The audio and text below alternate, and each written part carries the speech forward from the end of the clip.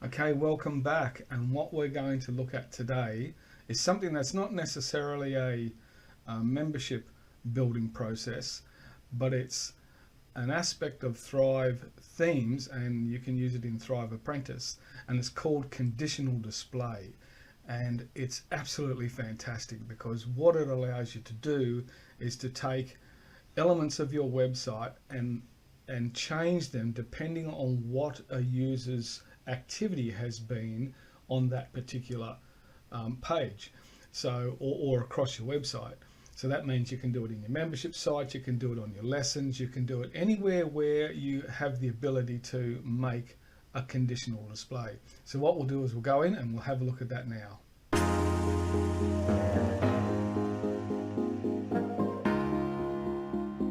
So I've been a little bit busy the last couple of hours.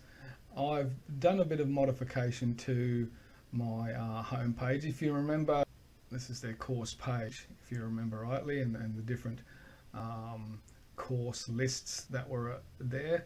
So what I did is I decided I'd have a little bit of a play around with mine and made it sort of similar in some respects. So I've added a menu in there now, so that's good. I've made the logo a little bit smaller. I added this same sort of box in.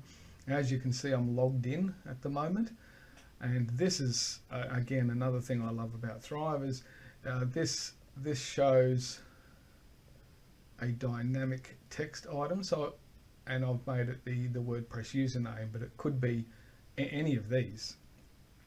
So I've just made it the WordPress username. I'll stick that there. So this was just a normal text item that once highlighted chose a dynamic element for. And so anything that you've been collecting across WordPress or in your site or anywhere else, you can make this a dynamic element. So that's user data.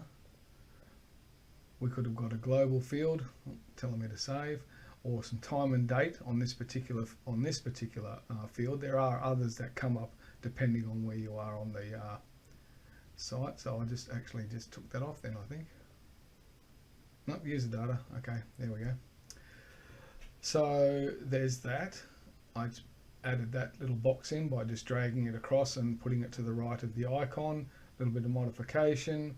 I made 3 columns here instead of the 2 that I had, and I put the name here, which is kind of similar to this sort of look and feel. And then I've left the rest pretty much the same, except that I modified this box down here to match the color scheme of the site, plus rounded the corners and did a few other things like that. And so if we come into where I'm logged in, then, and I don't know why that's gone small, I'll just have to adjust that. Now we see that at the bottom we have the sign up for the webinar, as opposed to, and this is going back to the page, as opposed to this display here. Okay, so I'll just click off that, and when you scroll across onto something where a conditional display is set, you'll see that you have another little element that pops up here, and you can also see it up in the top of the screen. So bottom line is that when I'm not logged in, this is what shows up. When I am logged in, this is what shows up. Okay, because when I'm not logged in, maybe I'm trying to prompt the person to go and get this course, get the membership site software to build the software. Then when they happen to be logged into the course and they're looking at it, I want them to maybe sign up to a webinar, or give them a download, or send them to a product, or whatever it is that you're trying to do. You can also have multiple displays, so that the first time I come along, I see the opt-in or the request to go and buy the software. The second time I come in, I see the sign up to a webinar. If I click on the reserve a seat on this one and I sign up to the webinar, the third time I come in, I then see a product display, or whatever you want to set up. So let's go and have a look at how that's actually done. So I'll use the default audio lesson template here because I've not done anything with that, and we'll add some elements to that. So come over into, this is the template here, and don't worry about that. We will add a block at the bottom, so we'll use an entire block here, and we'll choose, let's say a call. You've got all these different block types you can use. We'll use a call to action block, and we'll just use this one here. So now that we have a block in here, you can see that conditional display pops up. If we were to click on the button, for example, within this block, we lose the conditional display. So that's just telling us there is no conditional display on this section. At the block level, however, there is conditional display. Also, depending on where you are, if we go up into the main options here, you will often see an option here to change out the element that's actually in there. So it might be something that's within the block, it might be a background section or something like that, or a particular layout, and often you can just simply click on that to change whatever it is you want to change for your particular condition. But what we'll do is we'll just make some real basic changes to this particular block so that you can see how it works. So the first thing you do is to go to conditional display, and you'll see that there's a default display. We just simply duplicate that, and using the little icon there, you can change the name of these. So, you know, I'm just going to leave that default display 1 and default display, but you can go in and change the name of those. And you'll see also now that we have this little option pop up here where we can switch between the displays.